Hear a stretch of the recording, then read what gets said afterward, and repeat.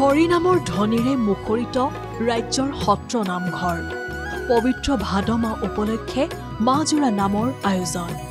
নামঘৰে এগছি চাকি এখনি শৰাই নৈবদ্য আগবঢ়াই গুৰুৰ চৰণত আশীষ ললে ভক্তই। ঐতিহাসিক ঢেকীয়াখোৱা বৰনামঘৰতো অগণন ভক্তৰ আগমন। মাহজোৰা পালনাম উপলক্ষে ৰাজ্যৰ বিভিন্ন স্থানৰ পৰা আহিছে হাজাৰ হাজাৰ লোক। ধূপ দীপ নৈবদ্য আগবঢ়াই নেদেখাজনৰ চৰণত আশীষ লৈছে প্ৰতিজন ভক্তই।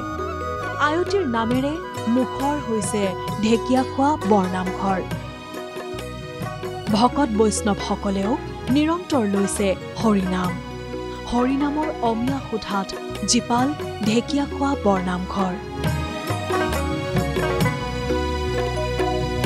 ইপিনে শনিবাৰে বৰপেটা সত্ৰত মহাপুৰুষ মাধৱদেৱৰ তিৰুভাৱ তিথি মহোৎসৱ মহাসমাৰোহ পালন।